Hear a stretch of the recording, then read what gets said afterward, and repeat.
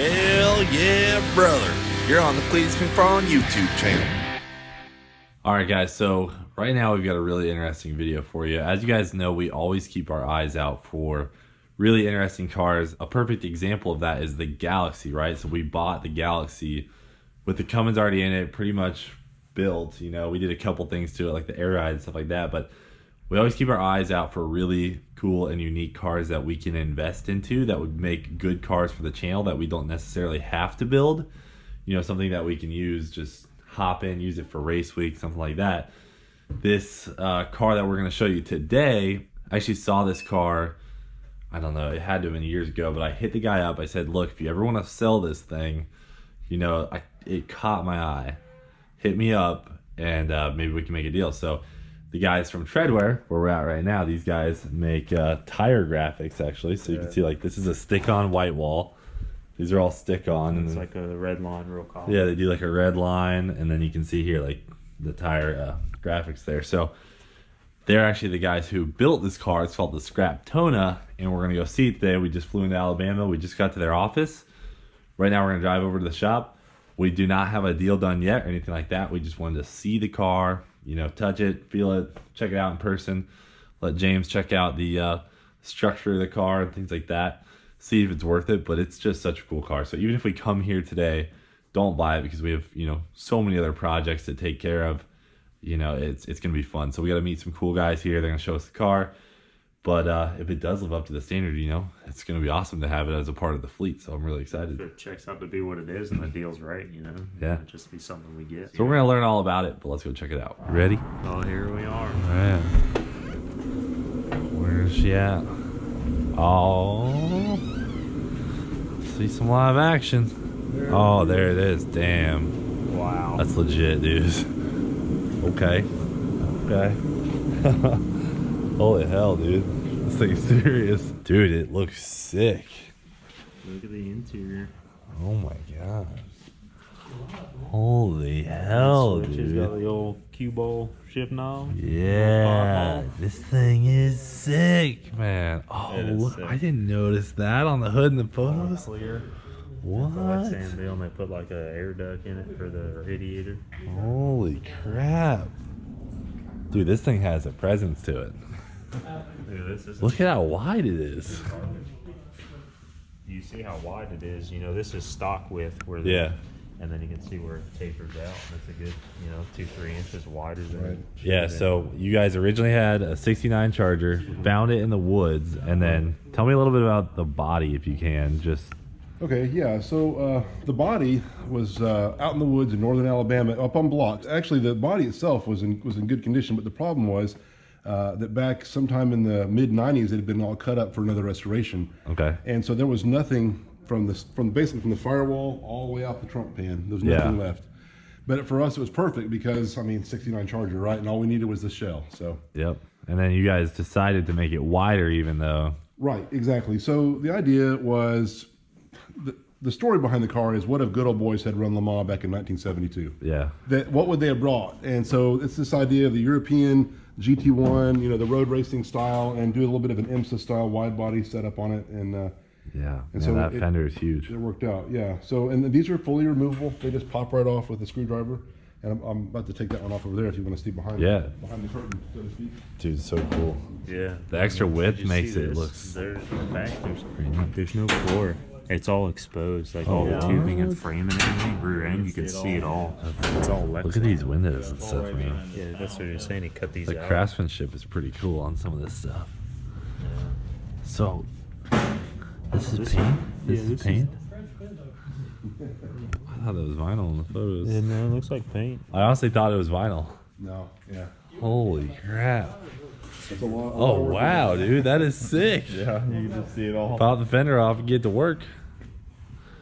Jesus, this is a huge wheel and tire, too. What size tire you have on this? It's a 29 by 15. Damn, it's huge. By 20. So. And then where'd you have the wheels made? We made them. Yeah, you made them here. Yeah. Okay, cool. Are they balanced? Yes. Because we bought a car recently and the wheels were a little sketchy on it. Yeah, they're really well balanced. That's insane. Don't need no quarter panels here. Pop the whole damn quarter off. Oh, yeah. Can you tell us a little bit about the chassis and kind of what it went into that. I mean, you guys built it from the ground up. Every piece and corner was made by you guys. Yeah, absolutely. So we first had this wild hair of just taking an old dirt car chassis and skinning it with a Mopar body. Yep. And when we got the 69 body, it's actually a very unique body. And when you look at this chassis in the photos, it looks crazy. It looks like a pickup truck because it's so long. And so we knew we'd have to build a custom chassis. So we got the guys at Ozan to do that, and they did a great job putting together a custom chassis. And when you do a custom chassis, it really gives you a lot of great advantages. Like for example, underneath this thing, we have pretty much a full belly pan. There's nothing hanging below the rocker. Yeah. And that makes, for driving one of these around, it makes it a lot better. You don't worry about high centering it on something.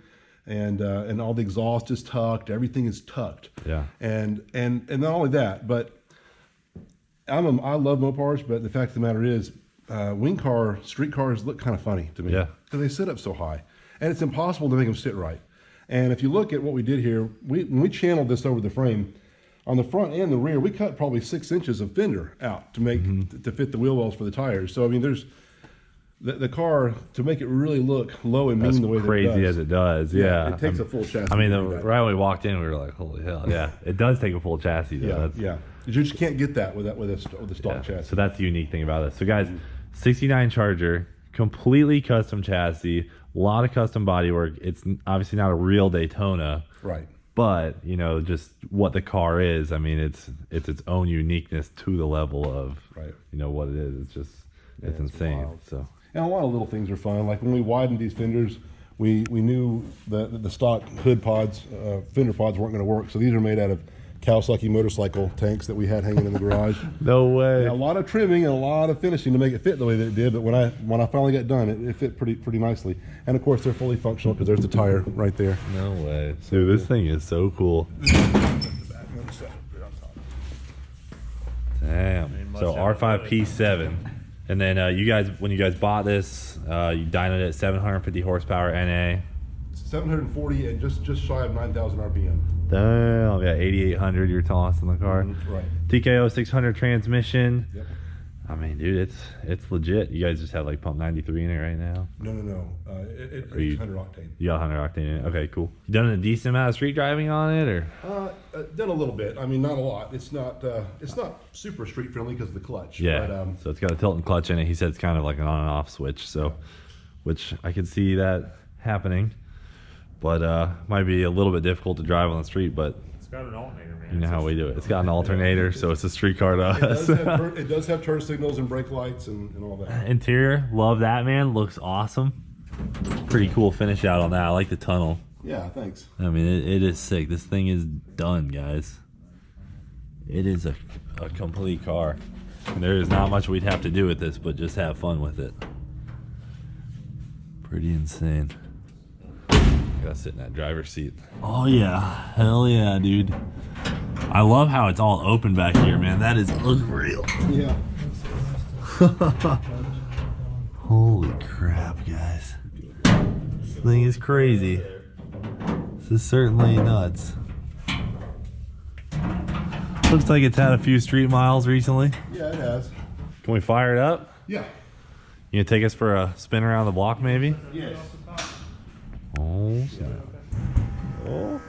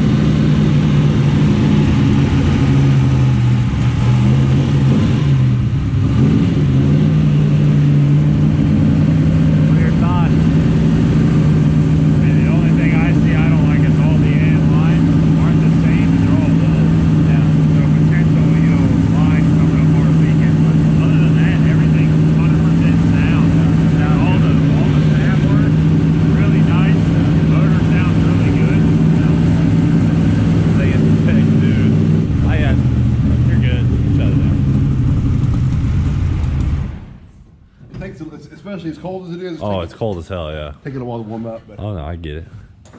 The Scraptona. So what can we use this thing for? It's like It's kind of tough because it's not in our wheelhouse of, say, drag racing. Yeah, we can't go and drag race it. It's not. I mean, we set could up. drag race it, but yeah. It's really not. It's like the Dale truck. It's really not set up for chassis wise. Yeah. It's mainly set up for turning fast or drifting or sliding it around. Yep. You know, like we can really modify it. But I mean, not even drifting either, because it's like, if we mess up the body on this thing, we're in. The thing is like, yeah, if you like graze the wall with this, that's fine because this over fender's easy to duplicate. But the second you get past that, we're in trouble. Yeah, because the biggest thing about these Mopars is there's not a company out there that makes repop stuff. Yeah. Or there'd be more of them around, you know. It'd just be a shame. Like I would feel like we can't use this for much, kind of like the Dale truck, because if we did screw it up, like we'd be.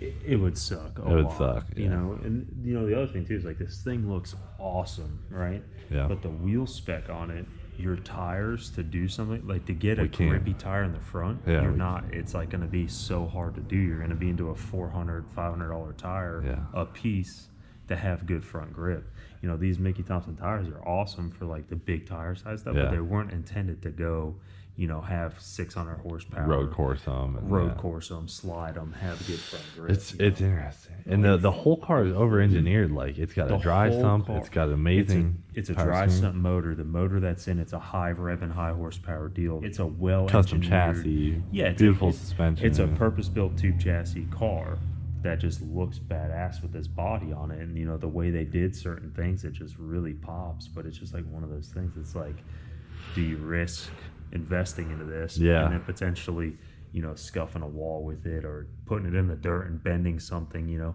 a lot of this custom stuff's great and fun, but if anybody puts in the dirt at 80-90 mile an hour and bends a lower control arm, you're sitting there with a bent control arm that's one of one, and then what you got to do? You know, you can't just buy that part to replace That's the tough thing, because the car is amazing. It's beautiful.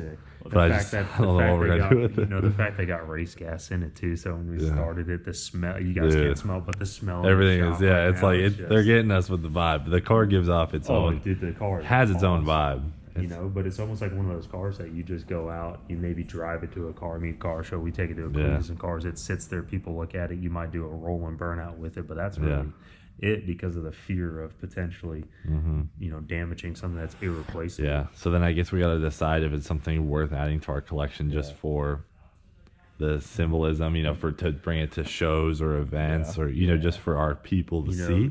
Even if, you know, like even we do a lot with other people, you know, Adam LZ's open house to roll up in this. Could you imagine? Yeah, you know? that's like what it'd be good for. But outside of that, I mean, other than it's sitting next to the Dale truck when you open the garage door and having both these cars next to each other, that would be something. We have plans for a future like museum, but this would be the perfect centerpiece of it, but it's it's kind of difficult. I mean, look at the fenders. Like, God forbid this fender gets messed up. To get this fender to be exactly like this again, it's just so perfect. Like, to get it back to that would not going to you can't duplicate this. I don't care how good you are. You know, unless you took like a 3D image and you like printed it and then made it out of carbon fiber. That's the only way you're going to get it exactly. 10 grand later. And talking doing race week with it, this. When you have open exposure in, you're supposed to have fully capsulated, you know, driving compartment from it. But if you look, it's not. You know, it might leave issues. I mean, that's the floor. You know, you can. Yeah. And this is only Lexan. You know, it's not SFI rated. It's not a firewall. Yeah, I mean, all the wiring's nice. This is a unit. This is an absolute unit. Let's go for riding it, and then we'll. After that, we'll take some time to think about it on our way home. All right, brother. Hell yeah. Scraptona cruise.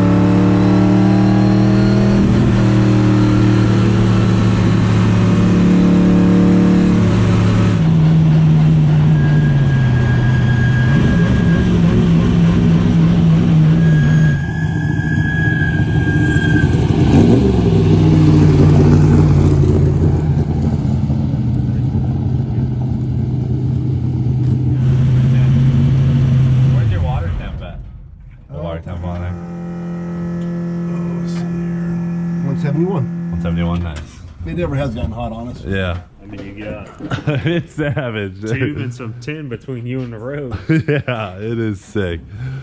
It is sick, man. Well, I think the plan is the boys and I are going to do some talking about this, do some thinking about it. It's a lot to take in, dude. It's such a cool car, man. It's just deciding if it's right for what we're gonna do. It definitely has the wow factor because it's wowed me over. Oh yeah. And I don't ever ride with people, and I rode with him, and I still had fun. So Yeah. that just shows. I mean, It's dude. a wow factor car for sure. All right, guys. So our final result is we are not purchasing the Scraptona, and here is my reasoning for this. So originally, when the Scraptona popped up, I was like, "This is the perfect car because it's not actually a wing car, so it's not worth $250,000. If I mess it up, it's no big deal, but this thing looks amazing, right?" Well, when we got there, the car was actually so unique by itself that turns out it was, pretty much irreplaceable. So took me right back to where I was before. A real wing car, it'd be a lot of work, a lot of money to repair. Scraptona ended up being the same way. So it's more of a, I guess you could say, show car. I mean, it's an amazing piece of art, almost, you could call it. The car is beautiful. So huge props to the TredWear guys, but it just didn't work out for us. We still will keep our eyes open for a Daytona in the near future. I really do want one, but the right car, the right deal, everything will have to come along, and then that day, I'm sure that day will come one day. All in all, had a great time. Loved meeting the TredWear guys. They still are selling the car. They don't have it listed anywhere, but they're selling it for $86,000. So that's, it's a lot of car. It's a very well done car. You guys saw pretty much every detail of it in this video. So that's all I can say. If you guys want to buy it, hit them up. Other than that, though, very cool guys. Unfortunately, we did have to pass on this one, but it was a fun trip anyway. So that's it, guys. Thanks for watching. Do it for Dale. We'll freaking see you later.